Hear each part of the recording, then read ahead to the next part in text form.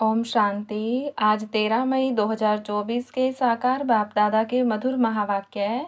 बाबा ने कहा, मीठे बच्चे, तुम यहाँ मनुष्य से देवता बनने की ट्यूशन लेने आए हो, कौड़ी से हीरा बन रहे हो। प्रश्न, तुम बच्चों को इस पढ़ाई में कोई भी खर्चा नहीं लगता है, क्यों? उत्तर, क्योंकि तुम्हारा बाप ही टीचर है। बाप बच्चों से खर्चा कैसे लेगा? बाप का बच्चा बने, गोद में आए तो वर्षे के हकदार बने। तुम बच्चे बिना खर्चे कौड़ी से हीरे जैसा देवता बनते हो। भक्ति में तीर्थ करेंगे, दान पुण्य करेंगे तो खर्चा ही खर्चा। यहाँ तो बाप बच्चों को राजाई देते हैं, सारा वर्षा मुफ्त में देते हैं। पावन बनो और वर्षा लो। ओम शांति। बच्चे समझते हैं कि हम स्टूडेंट हैं। बाप के स्टूडेंट क्या पढ़ रहे हो? हम मनुष्य से देवता बनने की ट्यूशन ले रहे हैं। हम आत्माएं परमपिता परमात्मा से ट्यूशन ले रहे हैं। अभी समझ गए कि जन्म बाय जन्म अपने को देह समझते थे, न कि आत्मा। वह लौकिक बाप फिर ट्यूशन के लिए और जगह भेज देते हैं, सदगति के लिए और जगह भेज देते हैं। बाप बूढ़ा हुआ तो फिर उनको वानप्रस्थ में जाने की दिल होती है, परंतु वानप्रस्थ के अर्थ को कोई जानते नहीं है। वाणी से परे हम कैसे जा सकते हैं? बुद्धि में नहीं बैठता है। अभी तो हम पतित हैं। जहाँ से हम आत्माएं आई हैं वहाँ तुम पावन थे। यहाँ आकर पार्ट बजाते बजाते पतित बने हैं। अब फिर पावन कौन बनाए? पुकारते भी हैं, हे पतित पावन। गुरु को तो कोई पतित पावन कह नहीं सकते। गुरु करते हैं फिर भी एक में पूरा निश्चय नहीं बैठता है। इसीलिए जांच करते हैं, ऐसा कोई गुरु मिले जो हमको अपने घर अथवा वानप्रस्थ अवस्था में पहुंचाए। उसके लिए बहुत युक्तियां रचते हैं।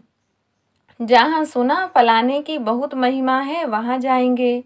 जो इस झाड़ का सैपलिंग है उनको तुम्हारे ज्ञान का तीर लग जाता है। समझते हैं यह तो क्लियर बात है। बरोबर तुम वानप्रस्थ अवस्था में जाते हो ना, कोई बड़ी बात नहीं है। टीचर के लिए स्कूल में पढ़ाना कोई बड़ी बात नहीं है। भक्तों को क्या चाहिए यह भी किसको पता नहीं है। अभी तुम बच्चे इस ड्रामा के चक्र को अच्छी तरह से जान गए हो। तुम समझते हो बरोबर बाप ने ही वर्षा दिया था जो अब दे रहे हैं, फिर उसी अवस्था में आएंगे। सो तो तुम बच्चे समझते हो। पहली मुख्य बात है पावन बनने के लिए बाप को याद करना। लौकिक बाप तो सबको याद है, पारलौकिक बाप को जानते ही नहीं हैं। अभी तुम समझते हो अपने को आत्मा समझ बाप को याद करना सहज ते सहज भी है, डिफिकल्ट ते डिफिकल्ट भी है। आत्मा इतना छोटा सितारा है, बाप भी सितारा है। वह संपूर्ण पवित्र आत्मा और यह संपूर्ण अपवित्र। संपूर्ण पवित्र का संग तारे, सो तो एक का ही संग मिल सकता है। संग चाहिए जरूर, फिर कुसंग भी मिलता है। 5 विकार रूपी रावण का, उनको कहा ही जाता है रावण संप्रदाय। तुम अभी बन रहे हो राम संप्रदाय। तुम राम संप्रदाय बन जाएंगे, फिर यह रावण संप्रदाय नहीं रहेगा। यह बुद्धि में ज्ञान है। राम कहेंगे भगवान को, भगवान ही आकर राम राज्य स्थापन करते हैं, अर्थात सूर्यवंशी राज्य स्थापन करते हैं। राम राज्य भी नहीं कहेंगे, परंतु समझाने में सहज होता है। राम राज्य और रावण राज्य वास्तव में है सूर्यवंशी राज्य। तुम्हारा एक छोटा पुस्तक है, हीरे जैसा जीवन कैसे बने। अब हीरे जैसा जीवन किसको कहा जाता है, मनुष्य क्या जाने सिवाय तुम्हारे। लिखना चाहिए हीरे जैसा देवताई जीवन कैसे बने। देवता अक्षर ऐड होना चाहिए।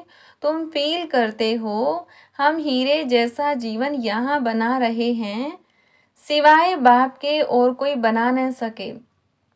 किताब है अच्छा, उसमें यह अक्षर सिर्फ ऐड करो। तुम आसुरी कोड़ी जैसे जन्म से देवताई हीरे जैसा जन्म सेकंड में प्राप्त कर सकते हो बिगर कोड़ी खर्चा। बच्चा बाप के पास जन्म लेता है और वर्षे का हकदार बनता है। बच्चे को खर्चा लगता है क्या? गोद में आया और वर्षे का हकदार बना। खर्चा तो बाप करते हैं न कि बच्चा। अभी तुमने क्या खर्चा किया है? बाप का बनने में कोई खर्चा लगता है क्या? नहीं। जैसे लौकिक बाप का बनने में खर्चा नहीं आता, वैसे पारलौकिक बाप का बनने में भी कोई खर्चा नहीं लगता। यह तो बाप बैठ पढ़ाते हैं, पढ़ाकर तुमको देवता बनाते हैं। तुम कोई छोटे बच्चे तो नहीं हो, बड़े हो। बाप का बनने से बाप राय देते हैं। तुमको अपनी राजधानी स्थापन करनी है, इसमें पवित्र जरूर बनना है। खर्चा तो कुछ भी नहीं लगता। गंगा पर जाते हैं, तीर्थों पर स्नान करने जाते हैं, खर्चा तो करेंगे ना। तुमको बाप पर निश्चय हुआ, खर्चा लगा क्या? तुम्हारे पास सेंटर्स पर आते हैं, तुम उनको कहते हो अब बेहद के बाप का वर्षा लो, बाप को याद करो। बाप है ना? बाप खुद कहते हैं मेरा वर्षा तुमको चाहिए तो पतित से पावन बनो, तब पावन विश्व के मालिक बन सकेंगे।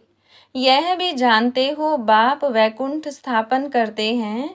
समझदार बच्चे अच्छी रीति समझते हैं। उस पढ़ाई में खर्चा कितना होता है? यहाँ खर्चा कुछ भी नहीं। आत्मा कहती है हम अविनाशी हैं, यह शरीर विनाश हो जाएगा, बाल बच्चे आदि सब विनाश हो जाएंगे। अच्छा, फिर इतने पैसे जो इकट्ठे किए हैं वह क्या करेंगे? ख्याल तो होगा ना। कोई साहूकार भी होंगे, समझो उनको कोई है नहीं। ज्ञान मिलता है तो समझते हैं इस हालत में पैसे क्या करेंगे।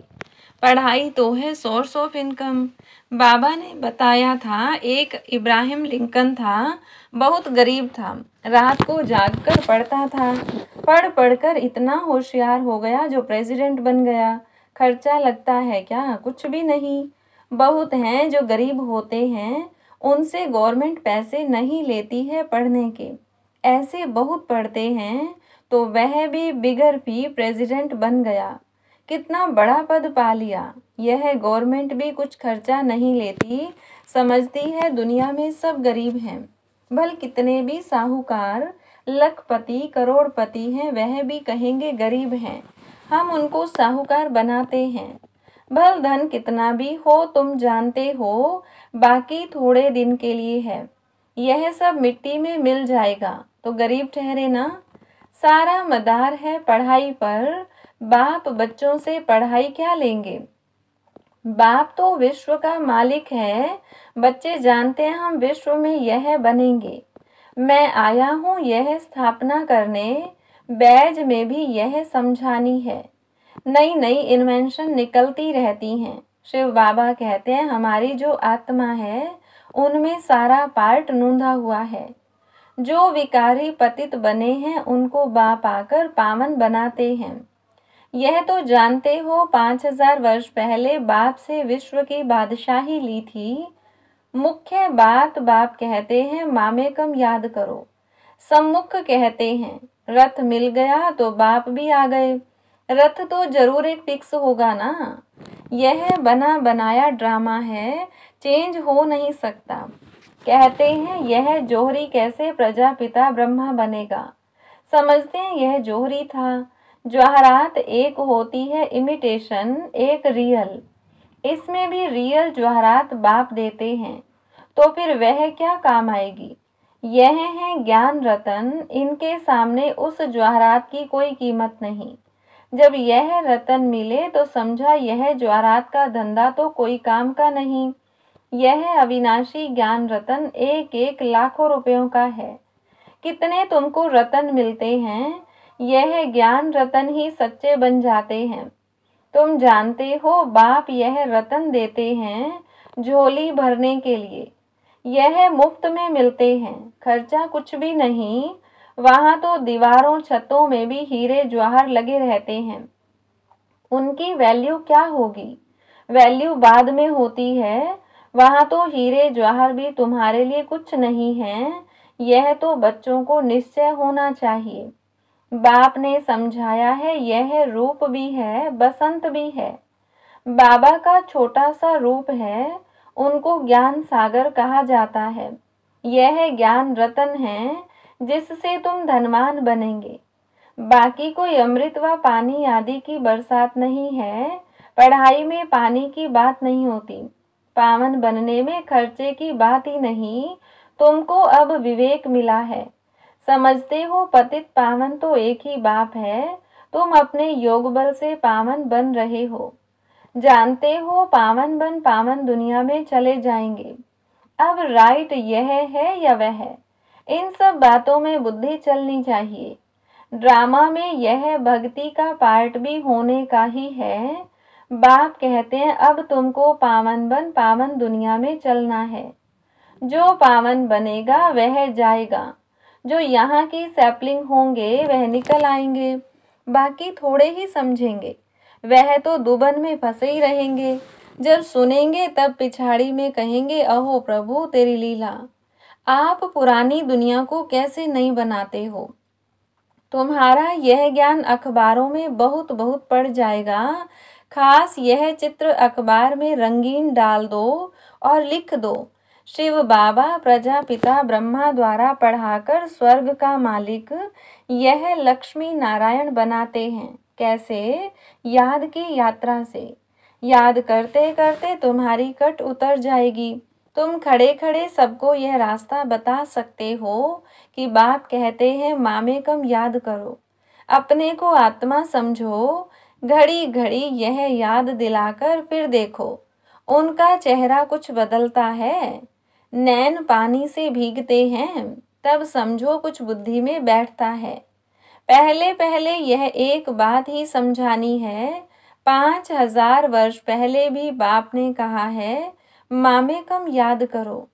शिव बाबा आया था तब तो शिव जयंती मनाते हैं ना। भारत को स्वर्ग बनाने के लिए यही समझाया था कि मामे कम याद करो तो तुम पावन बन जाएंगे। छोटी छोटी बच्चियां भी ऐसे बैठ समझाएं। बेहद का बाप शिव बाबा ऐसे समझाते हैं। बाबा अक्षर बहुत मीठा है। बाबा और वर्षा, इतना निश्चय में बच्चों को रहना है। यह है ही मनुष्य से देवता बनने का विद्यालय। देवताएं होते ही हैं पावन। अब बाप कहते हैं अपने को आत्मा समझ मुझे याद करो, मन मना भव। अक्षर सुने हैं, न सुने हो तो बाप सुनाते हैं। बाप कहते हैं मैं ही पतित पावन हूँ, मुझे याद करो तो तुम्हारी खाद निकल जाए और सतो प्रधान बन जाएंगे। मेहनत ही यह है। ज्ञान के लिए तो सब कह देते हैं बहुत अच्छा है, फर्स्ट क्लास ज्ञान है, परंतु प्राचीन योग की बात कोई जानते ही नहीं है। पावन होने की बात तुम सुनाते हो तो भी समझते नहीं। बाप कहते हैं तुम सब पतित तमो प्रधान बन गए हो। अब अपने को आत्मा समझ मुझे याद करो। असल तुम आत्माएं मेरे साथ थी ना, मुझे तुम बुलाते भी हो, ओ गॉड फादर आओ। अब मैं आया हूँ, तुम मेरी मत पर चलो। यह है ही पतित से पावन होने की मत। मैं हूँ सर्वशक्तिमान एवर पावन। अब तुम मुझे याद करो। इनको ही प्राचीन राजयोग कहा जाता है।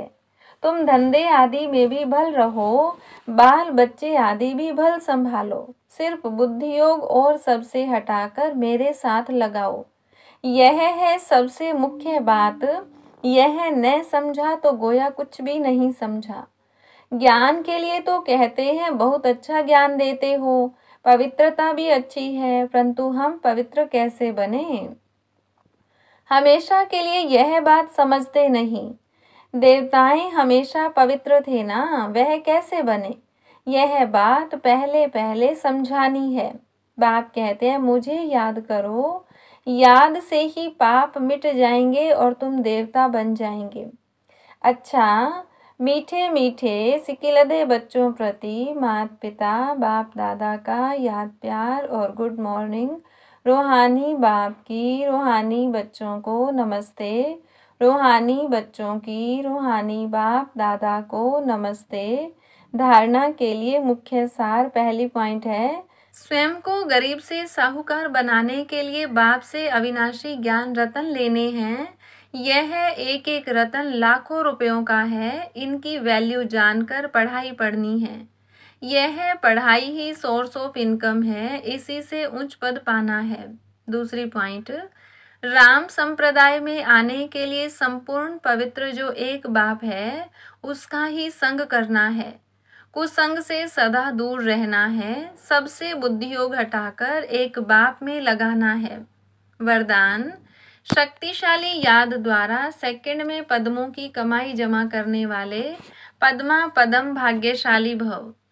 आपकी याद इतनी शक्तिशाली हो जो एक सेकंड की याद से पद्मों की कमाई जमा हो जाए। जिनके हर कदम में पद्म हो तो कितने पद्म जमा हो जाएंगे। इसलिए कहा जाता है पद्मा पदम भाग्यशाली।